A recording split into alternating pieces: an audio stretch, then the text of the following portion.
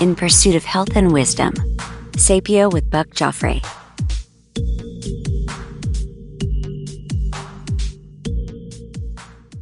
Welcome back to Sapio with Buck Joffrey. I am Buck Joffrey, and today I have back my buddy here, Alan Viglione. Alan, who is the man of Montecito Concierge Medicine. Well described. Yeah, the man. Yeah, and the doc. Yeah, so the special doctor to the Montecito community. Thanks for being back on, buddy. Thanks for having me, I know man. you've been really busy, but I think this will be fun. So what we're gonna do today, Dr. Viglione, is we're gonna do something interesting. We're gonna review this whole cardio IQ thing, okay? Mm-hmm. And we'll have a little fun with it because you have a cardio IQ, I have a cardio IQ. Oh yeah. We're gonna call this the first battle of the cardio IQs. Okay, so we'll go Yeah. through a little bit, talk about what the tests are, but occasionally I will throw out a challenge to you, Mm-hmm. and we will compare cardio IQ numbers, Yeah. and then we'll keep tally. I think that's great. So I haven't looked at yours, but I do have mine here. All right, so let's start with this question for you. Let's review. What exactly is a cardio IQ? Why are we doing it? Or why do Yeah. people do it? Good question. I mean, so honestly, we have medicine 2.0, medicine 3.0. We've used those terms, right? Yeah. Our cardio IQ is an extensive cholesterol analysis. So it's literally taken It's more than cholesterol, though. Well, yeah, and yeah, it's a deeper dive into cholesterol and cardiovascular risk. I think that's probably a fair assessment. Yeah. And it's bringing on more variables that portend risk. Yeah. So the whole point of a regular cholesterol panel is to identify who needs higher level assessment, treatment, statins, or whatnot, right? And a cardio IQ takes that and it expands it. Right. So we have more tests, more variables, more numbers to identify risk. So who puts this out? Is it Cleveland Clinic, right? Yeah, Cleveland Clinic has the classic one. So the cardio IQ that we have in hand is through Cleveland Clinic, Cleveland Labs. Right. And Quest manages it. There's an NMR lipoprofile test in through LabCorp, and our local lab, Pacific Diagnostics, utilizes that platform. But the cardio IQ is truly the original. It's the OG. original one. And again, just bottom line is it's something that not everybody gets. Correct. It is, I mean, it's designed probably for people who are higher risk in general. Yeah, yes and no. Honestly, I think this is valuable for anyone. Yeah. As you and I kind of think But in who agreement actually here. gets it? But who actually gets it is the higher risk patients. Correct. So it's not something typically that is insurance going to cover this for any random person or Yeah, good question. I don't know the answer to that. Yeah. Did they cover mine? Yeah, they did. Okay. I mean, I'm actually still fighting the bill. I think my cost Did was you? over like 300 something bucks. Okay. For this after insurance coverage. So we were talking about cost of cardio IQs, which is a good question. Okay, so not everybody can get this thing. You have to have the right diagnostic codes. You have to get the right diagnostic codes, or you can pay out of pocket, which is what? How much? Well, it would be $300 to $400. $300 to $400. Yeah. Which in this space of a longevity medicine and all these things that we're doing, I mean, we just talked about this gallery test. We did a little podcast with those guys, and I think that's about $1,000. Yeah. So listen, it all adds up. This whole business is not cheap, and that's why it's so hyper focused on rich people who have too much money, who are getting old and don't want to die. Right. I hope this becomes more readily available to obviously those that don't have excessive money, because this stuff is truly valuable. And really, I mean, I think it's going to bring down the overall cost of the healthcare system. Yeah, no, I think that's right. Okay, so let's dive into it. Okay, so this is how this is going to work. Just as a reminder, we're going to go down the cardio IQ. We're going to learn a few things, and here and there, I'll stop and I'll challenge you to a duel, to a cardio IQ duel, and we'll keep score. And this will be something that we'll probably come back to. We'll declare yeah. a victory, declare a winner at the end of this. But, we may come back on a quarterly basis. Yeah. I think we're almost due You for know, another one. oh, we actually are, and that's a good Hmm. point. And we'll kind of keep doing that. So, Hmm. with that, let the games begin. Okay, so by the way, when is your study from? Good question. I think we got it within a week apart. This was April 21. Yeah, mine was April 18th. Okay. So both of us know that we've taken some, we've added a few things since then. So Hmm. we'll, Yeah, well, we'll we'll have talk to, about we'll that. just take this for, as of April 2023, who is a better, uh, you know, surviving human being and all that kind of. Okay, so the first set of labs that we have on here look very familiar. Okay, we've got when we say lipid panel, it's total Hmm. cholesterol, HDL, triglycerides, LDL cholesterol. Let's start with that because Hmm. that's what we Yep. This that's is what I medicine. that's what I, when I went to med school, that's what we looked at, That's right? all we looked at. That's all we looked at. Correct. All right. So when we look at this traditionally, how did we used to look at this? Well, our eyes go to total cholesterol, HDL, so good cholesterol, quote unquote, HDL cholesterol, and then LDL, quote unquote, bad. And we've learned a lot since then. And then the other thing, this non-HDL cholesterol too holds value. Right. And Um, what about triglycerides? Because yeah, I have a buddy who has really high triglycerides. It's something that we don't spend a lot of time on. Is yeah. but what are triglycerides, and how common is it for people to have triglycerides that are not in normal range? Yeah, so I wouldn't say it's uncommon by any means. What a triglyceride is a glycerol backbone, three carbons with a whole bunch of different hydrogens around it, whatever, right? That doesn't really matter. It's fat. But it's a fat. It's a fat moiety. Yeah. Mr. Big And Words, doctor guy, right, triglycerides. He I uses know, like taking you back to organic carbon, all chemistry, this stuff, right? right? Yeah, So yeah, why does it matter? When does it matter? I use triglycerides to identify more metabolic balance than anything. If it's truly high, it makes me think our patients have metabolic syndrome, which is a deeper problem. But triglycerides inherently become a problem when they're exorbitantly high. We're right, talking 500 plus, right. pancreatitis being one of them. Okay, Yeah. so in terms of what we used to say, we'd say total cholesterol less than, was it less than 200? Was that what Yeah, we used to say? correct, correct. So total cholesterol less than 200, we would say LDL. So cholesterol targets is a function of your risk factor, your age. So for the average, say, 30-year-old that walks in my clinic and their bad cholesterol, their LDL, right, is 126, it won't even flag as abnormal because it's less than 130. So chew on that for a second. If you're, Okay, just for reference, yeah. where should we be? Well, I tell you, I have tighter targets than what's considered normal per se, Uh-huh. but I don't like to see anybody with an LDL. And again, I mean, this is part of the picture, not the entire picture, greater than 100, Right. right? So 100 is a really good marker. Um, and in higher risk patients, 70. And for secondary prevention, if someone's had a heart attack and we want to prevent a recurrence, then even shooting below that. We're talking 50 at this point, and that's new Yeah. data. Yeah. Yeah. Yeah. Mm, So, okay, so mm, now we've got LDL mm, cholesterol generally would be, mm. we used to say, and we're going to just use for now, less than 100, Yep. right? What about HDL, the so-called good cholesterol? Why do we call it good cholesterol? Gosh, well, we call it good cholesterol because there's some association studies that correlate HDL to uh, lower outcomes of cardiovascular events, Hmm. and that's short-sighted, by the way.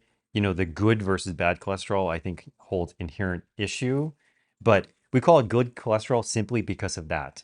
There were early correlation studies that show that higher HDL is associated with better outcomes. Is that, do Yeah. you feel like that's not really something we, Well, it's true. I mean, think about this. I mean, we have niacin, we have ways to boost HDL. None right, of them have showed any changes in major right, cardiovascular events. right. So Yeah, HDL being high, maybe some sort of correlation, but not necessarily a causation. causation Correct. of having less Correct. cardiovascular events. Correct. Okay, Mm. what did we used to say, by the way? Remind me, because I, even when I was practicing, I was a surgeon. We never look at labs anymore, like certainly lipid panels. But What did we used to say with HDL? We wanted it, was it above 40? Yeah. Right? Yeah. Okay, got it. All right, Correct. we wanted it above 40 and, but mostly we just really didn't know exactly why, except that it seemed like when we were higher, we'd have less cardiovascular events, Yeah. right? Correct. Okay. Correct. So, all right, so that's that. Now we also look at a cholesterol to HDL cholesterol ratio. Mm-hmm. What's that all Well, I mean, about? think about that. That just shows how high your HDL is Yeah, compared. I mean, so that's that's just another showing you. metric that infers your HDL status. That's kind of weird. Like, why Yeah. would you even? Yeah. Anyway, So you want whatever. that number as low as possible, right? I mean, and again, that's the correlation aspect that we're talking Right. about. Right. So, you can kind of look at this lab, things that are greater than 3.5 are flagged, or greater than 5 are flagged. I look at it, but another way to look at it is simply just your HDL. Yeah. This becomes relevant in those patients that have high total cholesterol, but then you look at the breakdown and you're like, oh, interesting, their LDL is actually controlled, but their HDL is 120. Yeah. Then that ratio becomes something that I pay attention to. Right. Right. Okay. To Mhm. review this first basic part of what I would call the lipid panel of old, or not old, but sort of outdated, just Yeah. simple way of looking at it. You wanted cholesterol less than 200. Yeah. Mine, by the way, What do you got? 129. What do you got? I got 123. Yeah. Ooh. And again, I don't know what yours are, Okay, although okay, I did order okay. it for you. So, all right, that's one for Yeah. Alan Viglione. Are we keeping score? Yeah, actually, Okay. Ben, will you keep score for us? Okay, thanks. Mhm. All right, so Alan Viglione gets one on the total cholesterol number. Okay, Mm. uh, Mm. LDL cholesterol. Mm-hmm. Mine is 58. You got me there, buddy. I'm 66. Okay. What were you? Do you have a prior number on here? Gosh, I don't know. That would take a lot of extra work. So let's not do that right now. But we'll be able to come back to this reference before. Okay. So 58. Now I am on a Yeah. Repatha. We'll get into that in a second. But Mm-hmm. LDL cholesterol, mine was 58. His was 66. So we are now tied. Yep. Uh, HDL cholesterol, mine is 56. Yeah, 40. I've always had a problem with HDL cholesterol. Really? So, okay. Yeah. So I win again. So you have, but we're just beginning, man. I'm We're pretty just sure it's like starting. No, I 15 know. I'm pages just long. saying. I've thrown the initial blows. I I might have call it a shaken jab. you up a little bit. Okay. So now 2-1. Okay. How about triglycerides? Yeah, triglycerides, I've got 86. 73. All right. I mean, I call that a half win. Give yourself a 0.5. Why was it a half win? Yeah, I'm not super impressed. Okay. Okay. So the score now, Ben, I know you've been working on trying to keep my dog out of the the video here, is currently 3-1 because Yeah. I have beaten Alan here in HDL, LDL, and triglycerides. He's beat me in total cholesterol. I don't know even how mathematically that's possible, but it's just because your HDL was low. Okay. Yeah. All right. So now moving into more modern day Yeah. ways of looking at things. Okay. The next thing we're going to talk about on the cardio IQ is called the lipoprotein fractionization and the ion mobility, right? That's kind of fancy. Yeah. All right. So the first number that I see is called the LDL particle number. What the heck is that all about? Oh, gosh. Well, so let me take one step back and just define what this whole category Yeah, is, okay, that's a good idea. right? So not all LDLs are created equal. Not all HDLs are created equal. Really, what we're looking at is density, which is a spectrum, right? So what this is we literally fractionate all your lipoproteins, right? These are protein lipid compounds. Okay, Um, so that's a good point. yeah, Lipoprotein is lipo, fat, protein yeah, together. And yeah, so a lipoprotein would be like HDL, would be yeah. like LDL. These are all Yeah, lipoproteins. correct, Right. correct. And even if I take one step back from there, I mean, the question is why, right? We're trying to mobilize cholesterol, we're trying to mobilize lipids through a hydrophilic system, i.e., our blood. So you have to have a way to transport Right. them. The lipo, or I should say, the proteinaceous component to these actually allows the fat to separate, create a particle, and the particle travels through the blood to its destination. So you need this. I mean, everybody that's listening to this knows that if you put olive oil in a pan, add water to it, it's going to create a little Right. circle because it doesn't Right. like it. Right. Doesn't like the water. Right. So that's why you need the protein component.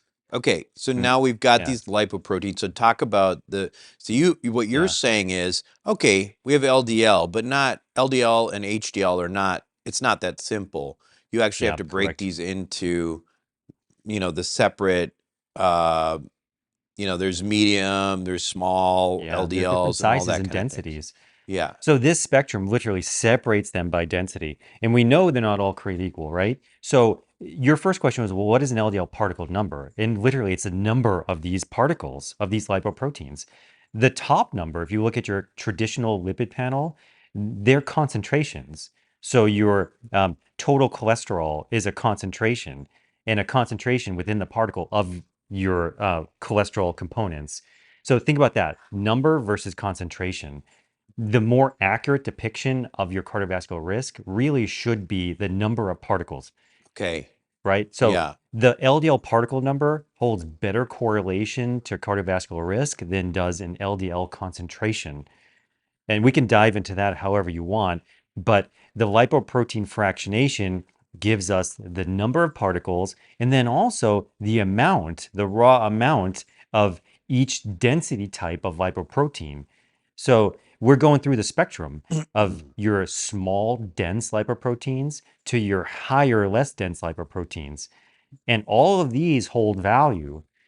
So, Is mm, are the smaller ones worse than the bigger ones? I mean, does it yeah. make a difference? Yeah, it really Yeah. does. Yeah. So like when I'm defining this to my patients, I think of this. I mean, think about like like a small, dense rugby player, right? You Yeah. know that guy, like the classic rugby player. You're Yeah. five Yeah. foot eight, but you're Yeah. like a Yeah. bulldog, Sure. right? You can bulldoze through someone. Sure. So these small, dense lipoproteins are more likely to get into the intima, the lining of the Yeah, like blood they can vessels, sneak in there because they're small. right? Whereas the big ones, the big clunky guys Yeah. can't get through the cracks.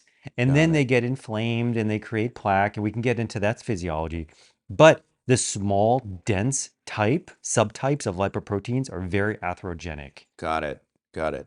Mm, So, in this particular breakdown, though, for large particles, medium particles, and small particles, there yeah, was in each one of those, there's sort of a breakdown of what's normal, yeah, what's optimal, yeah.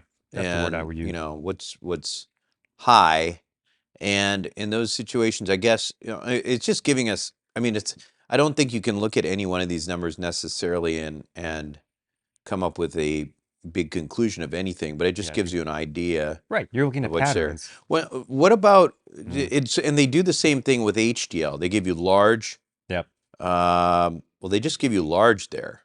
yeah. So here's kind of something to keep in mind. It's that this is all a spectrum. I mean, Right. really, like when you're trying to transport these particles through the blood, remember, all cells need fat. They all need lipids for cell membranes and other reasons, indications. Hmm. But when you're traveling through the blood and you're depositing your cholesterol components into your cells, you're losing cholesterol and you're changing the density of these components.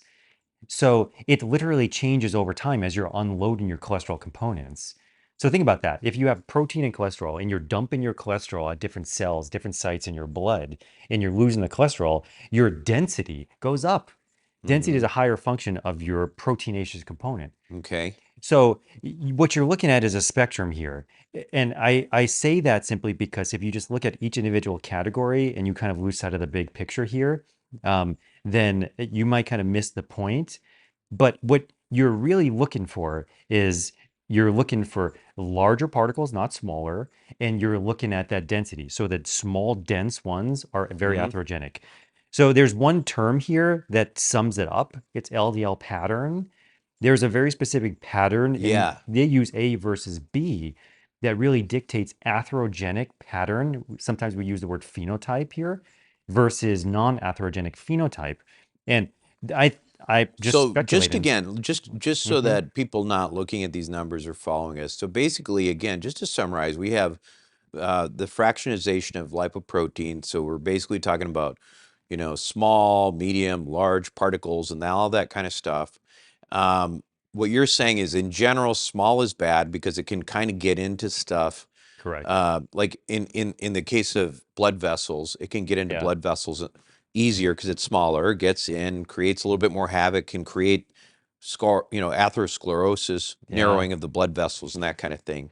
Yeah. And then you have the same kind of breakdown of the HDL, um, but the LDL, all of those fractionizations give you sort of I know I overuse this word, but sort of a fingerprint of That's one good. major profile, Yeah. and that can be characterized in a certain way, and that is the LDL pattern. Yeah. Is that That's a reasonable? exactly right. Okay, so Correct.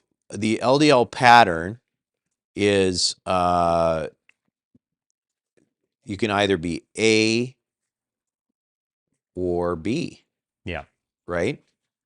And Correct. all right, so what is the difference? So what's A, what's B? Well, A is lower probabilistic of cardiovascular event, and B is higher. So B is bad, B is red.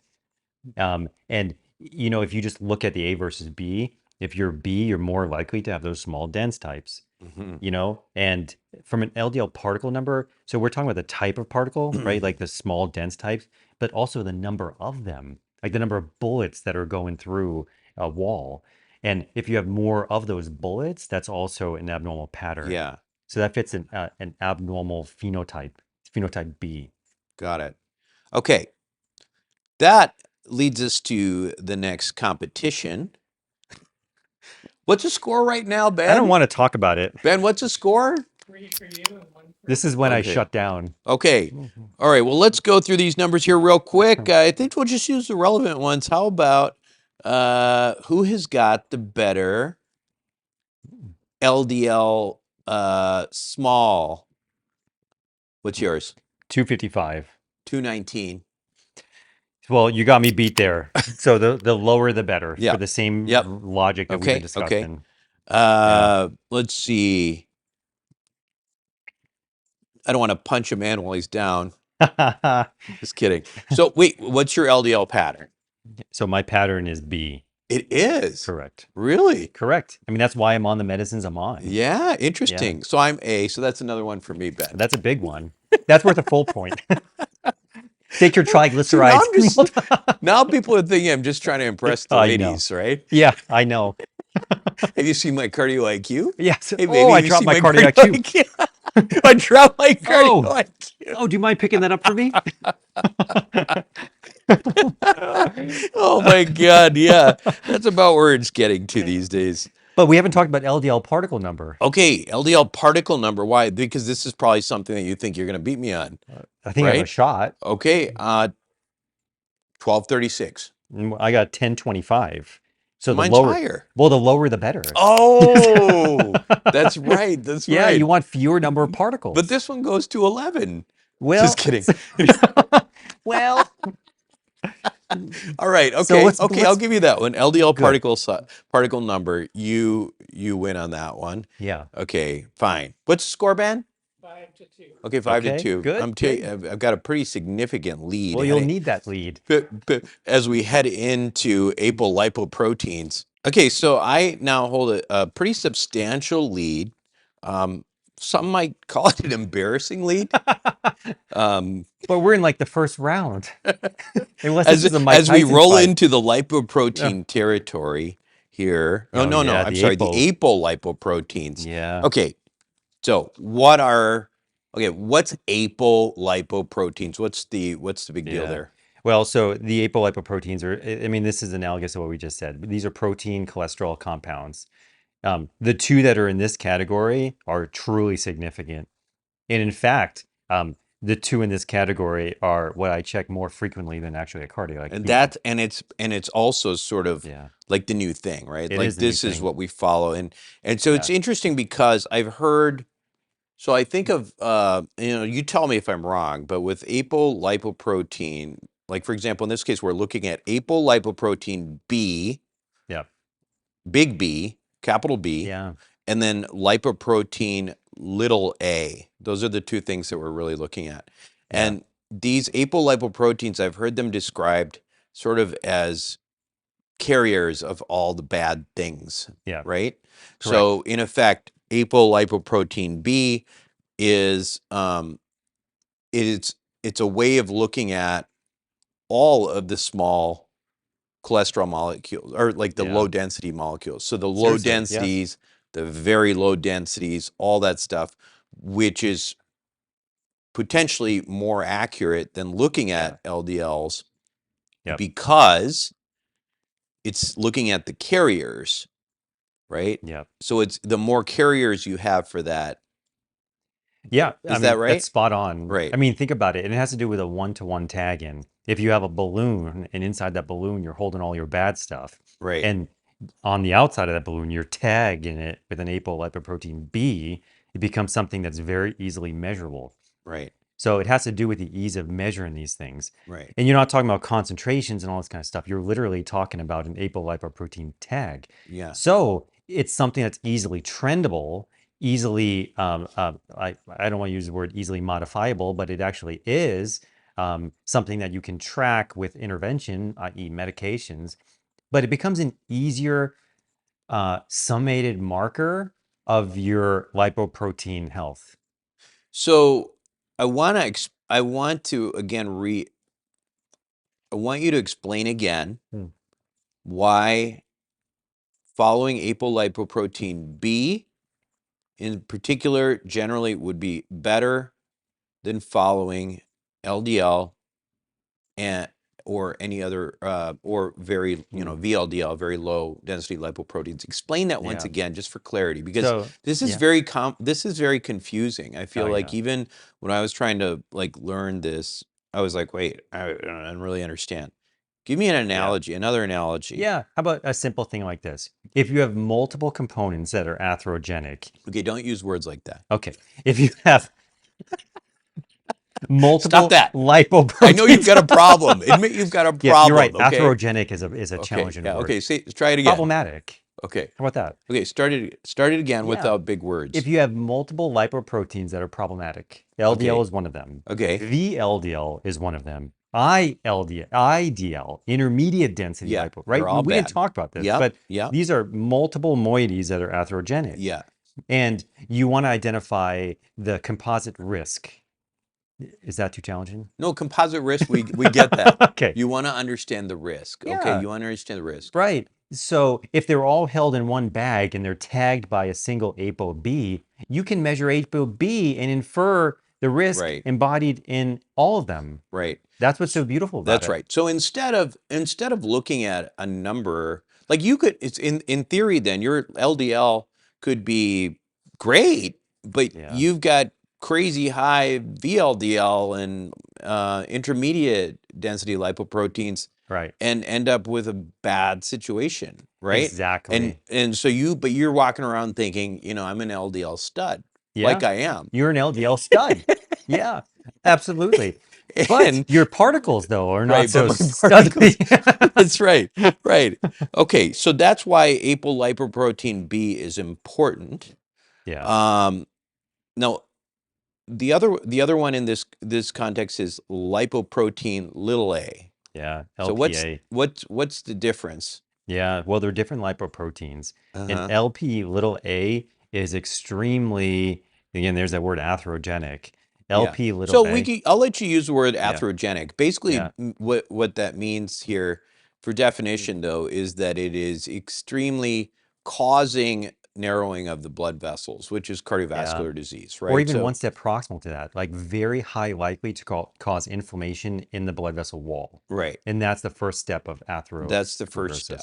Right. Mhm. So, okay. So what is the different about lipoprotein? It's just different. You're just looking different. at different. Yeah, they're both independent markers. Okay. So one thing that I understand is that lipoprotein A in particular is tricky because even if you change lifestyle and all that kind of stuff, it's Yeah. very difficult to change because it's really a genetic type thing. Yeah, really. I mean, so there are LP little a genes which Hmm. do travel through families. And again, it's really hard to change your DNA. I mean, we're talking about epigenetics and things that can modify it, but the data shows that the LP little a doesn't change very much with lifestyle and even most interventions you do. So, and that's one of the reasons why we don't have to keep trending this thing, the same way we do the apolipoprotein B. Let's just for a moment here go to let's take a quick battle. Um, I'm gonna like punch you with a apolipoprotein B number of Yeah. 60. Oh gosh. I was actually feeling pretty good about this, Yeah. but I'm 67. Okay. No, I've won again. I Yeah. won again. But Okay. have we talked about lipoprotein A yet? Little A? Yeah. No. What's Oh, yours? let's talk about it. Okay. What's yours? 22. 10. Ugh. Ugh. I think we're Gosh. like, what is it, 7-2 now? I know. That's embarrassing for I you. know. That's really embarrassing for you. 7-3? 7 to That's where 3. we're at right now? Really? Okay, fine. Yeah. Fine. I'll give them the extra one. Um, let's talk though about how do you manipulate these? Okay, so Yeah. I do have this advantage in that, like, I know I never had, high cholesterol, but as you know, I've been artificially lowering my cholesterol. Right. Like I've been roiding. I've been juicing. That's not fair. You're corking your baseball bat. So Barrett I Bonds have over been here. I've been like effectively juicing. Like I'm Yeah. like, that's why Yeah. I've got the cardiovascular physique that I do, Yeah. right? It is But stunning. in terms of the stuff that we talk about that can lower cholesterol. So statins, you Yeah. mentioned a couple that you're on. Oh yeah. What are those? Well, I'm just on one, but I mean, there's Oh, Simvastatin, there was one. Crestor. I'm on Livelo. They're in Livelo. Yeah. A lot of people don't know Livelo. Yeah. What's the big difference between Livelo and most statins? Right. So big difference. The Livelo is a new fancy statin that's not metabolized. It's like 10% metabolized in the liver, in Right. the P450 enzyme pathway. That's just a fancy way of saying fewer side effects, Yeah. fewer, Yeah. lower incidence of myopathy, muscle Right. pains, and liver So inflammation. this is actually really important because I think Yeah. like I mean I don't hear very much about this, but a lot of people think at least that they have side effects from statins and they don't take them. Mhm. Livelo is Yeah. one that generally should not give you a lot of the side effects Yeah. that some people say that they get with other statins. So that's Yeah. one thing to consider. So you're on Livelo. How does that work? It's a statin. Yeah. How do statins work? So statins, HMG coenzyme reductase. But what it does essentially, that's an enzyme right there. Yeah. But what it does is it increases LDL receptors on hepatocytes in the liver. So Okay. what does that mean? So it increases receptors, so Yeah. more LDL gets onto those receptors, gets trapped into the liver, and It's one way to look at it. The and way I sent see it is out. it gets it out of your blood. Yeah, So it lowers your bad cholesterol in your blood. It lowers your LDL in your blood is simply because it takes it up into your liver. takes it to your liver. Yeah. Right, but that's basically how Repatha works too, in a way, because Repatha is doing something different. It's actually making it so that you can recycle receptors more Yeah. by binding on You're the right. thing that makes it so you can't recycle receptors. So you end up with Yeah. more receptors, just the way you do with Livelo. That's exactly right. And you end Yep. up with these LDL, these places where this LDL can just drop down onto, and again it goes out of the bloodstream into the Into your liver, liver. into the liposomes. Off you go. There you go. I mean, so Right. you actually said something pretty powerful, right? So just to summarize what you said, is that the outcome is the same as a statin. The mechanism is different. So Yeah. the PCSK9 inhibitor breaks down the LDL receptor. If you knock it out, you effectively increase your LDL receptors, which is exactly what I said for your statin. Right. Increase your LDL receptors, get it out of your blood. Right. So interestingly, though, why is it okay? So first question, Repatha generally is considered a lot more powerful. It's just it is what it is, right? It just does it more Yeah, it's more effectively. potent, it's more effective. But again, when we're treating now, we just got done going on a big tangent about how it wasn't just LDL, it Yeah. was VLDL, IDL, Right. all All of of the these above. things. But but Repatha and the statins are targeting specifically LDL receptors. Yeah. So should we see a reduction in very low density lipoprotein You or should see a reduction in all of the above because of it. Why? Well, because think about this. So your particle number is a function of what you have inside of it. And if But if you're, you're only reducing LDL, yeah, so you're effectively reducing all of them, but just sucking up your LDL cholesterol. The LDL receptor handles the LDL, but you're lowering, and we have study after study that shows that actually lowers your particle number. And so you're lowering the particles that are tagged by ApoB. So think about this from a chemistry standpoint. Like if you have multiple different reagents on one side and you drop one of them, you can drive the reaction in this direction. So okay. all of those are influenced. So in effect, what you're doing is you're taking LDL out of, you're taking more LDL out, but Yeah, because there may be a natural balance of IDL exactly. and so intermediate, very low density lipoprotein Yeah. and low density lipoproteins, that you're effectively creating a new equilibrium That's exactly right. and bringing everything down. Yeah. Right. So the whole, and in fact, I mean, to kind of throw another little kink in it, statins can actually marginally increase your HDL. So we're bringing everything down, but your HDL can go up. And I see this on mine. I don't know if you see that on yours too. Well, I think mine went up Yeah. more than yours. But yeah, I mean, to your point, it's established a new equilibrium, and Yeah. the balance is very, very favorable. Yeah. Mm. That's fascinating. Yeah. Okay.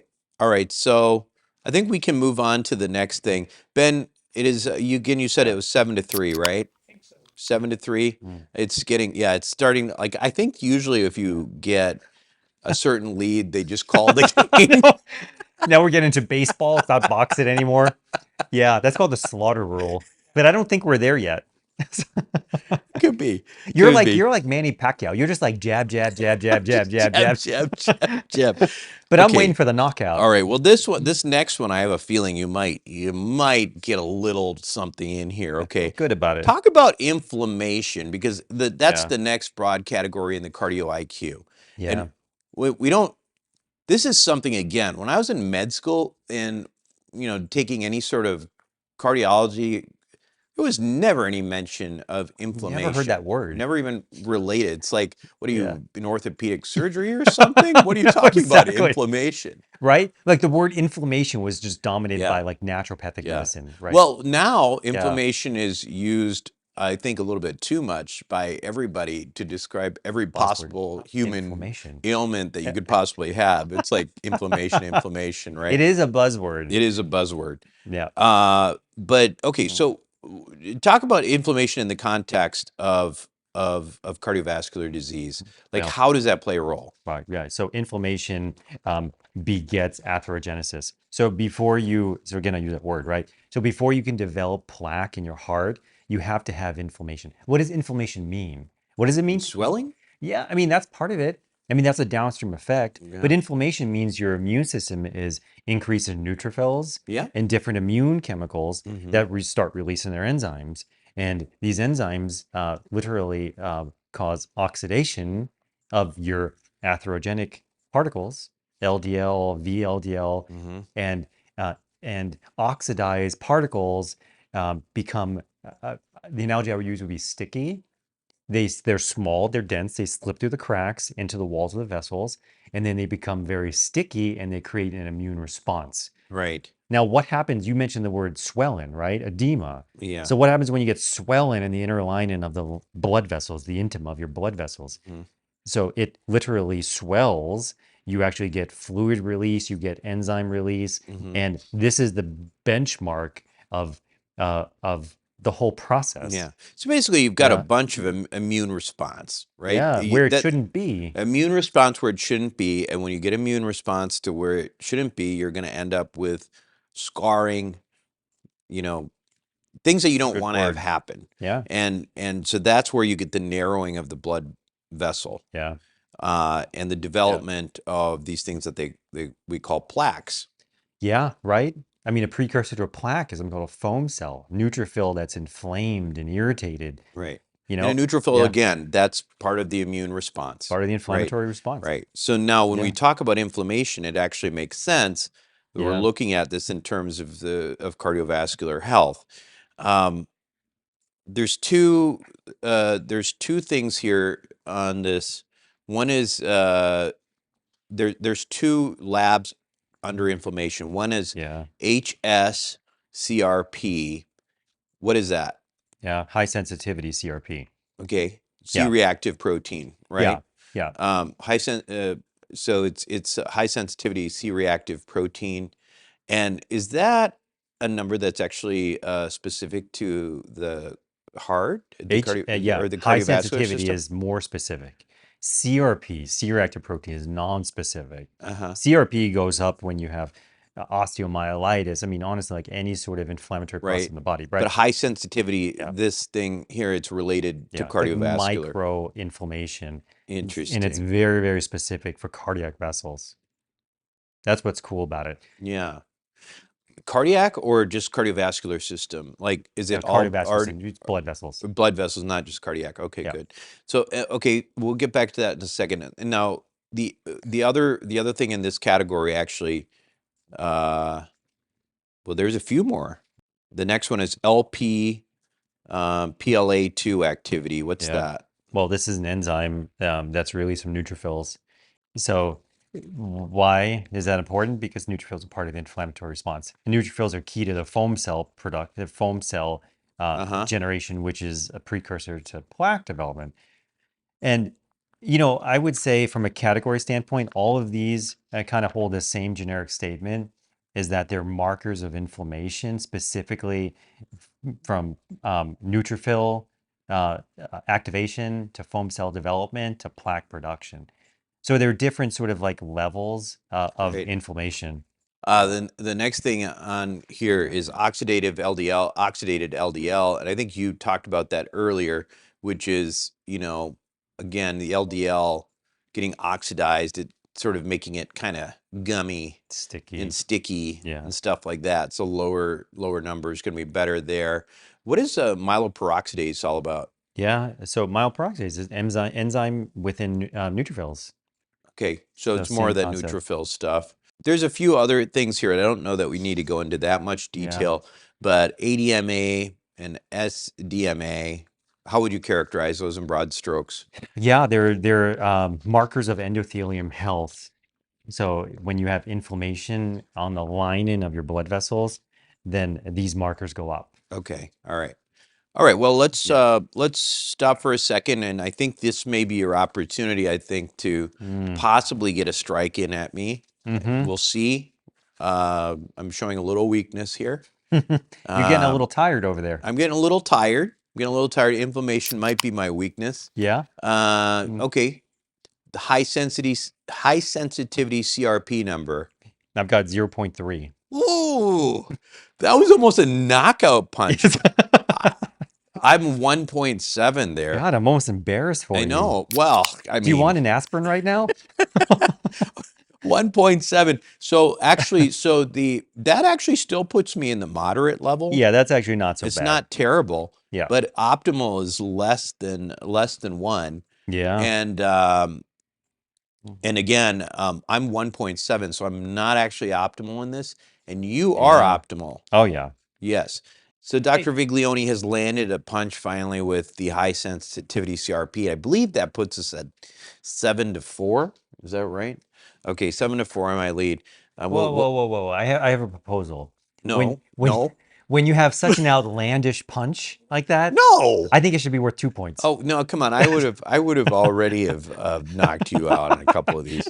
So it's 7-4. Now you're catching up. Okay, how about? And this is your place to catch up because I think I'm a little inflamed. I think so. How about your LPPLA2 activity? I've got 95. Oh, I'm 63. Oh, you got me beat there. I got you beat. Yeah. So I pull back up. Now Yeah. we are 8-4. Okay. We'll do the next one here. Oxidative LDL. Okay, 37. 27. Oh my goodness. Woo! Oh, 9-4. Myeloperoxidase. 190. Ooh, he gets one. He gets one. What do you got? 330. Oh yeah, I think that's worth 2. No, you think everything's worth 2. Okay, Yeah, what? okay. Okay, so you're keeping score, right, Ben? I'm not going to go back and forth here. And then Mm. ADMA. I got 77. Ooh, you beat me again, 96. Okay. I told you were going to catch some points here. Mm-hmm. And then for SDMA, 87. 91. Whew. So it's But that was a rapidly bad round. closing. That was a bad round for Yeah. me. That was very bad. So, we have a really great picture here that identifies the progression of plaque, right? I mean, so look at yellow is the cholesterol plaque, is the cholesterol moiety, and you can see it building up. And then when it essentially hardens, it's defined as atherosclerosis, right? But this whole process is just a more proximal word called atherogenesis. But the beautiful thing about these markers is that they don't just identify risk for disease, it can actually translate to presence of disease and also disease activity. So the highest level of concern would be those markers that correlate to disease activity. So let me start from the beginning. So risk for disease. So isoprostane, so is a marker for risk, and same with oxidized LDL.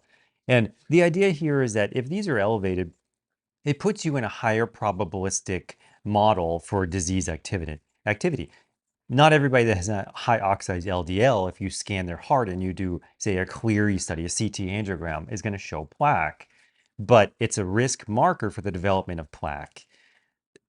ADMA and HSCRP are things that I commonly like because it suggests plaque development.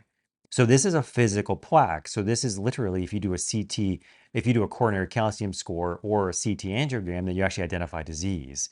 These things are problematic. Now, the most problematic ones are LPPLA2 or the myeloperoxidase, because this actually indicates disease activity, disease progression. So these are patients that I'm extremely proactive with to reverse these. I don't like to see anybody with LPPLA2 or myeloperoxidase MPO in the red or even the yellow. These are very high actionable areas. So the beautiful thing about this cardio IQ is that it actually identifies the range of progression here.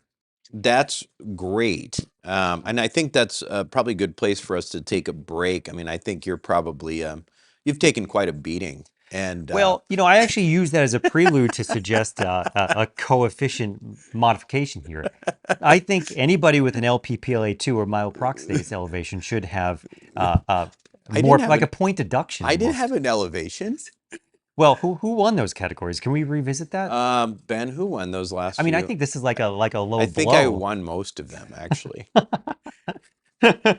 Anyway, what we'll do is we'll take a break, and actually we'll finish this on another episode, because by now, most people who are listening to this show, if they are driving, they've gotten to their destination and they've had enough of us, and they're like, "Okay, can you stop now?" And Yeah, I got to get out of the car. I have a ride back. You can finish this on, and that's where we're at right now. Great. So we're going to take a break in this particular episode, and we'll be right back.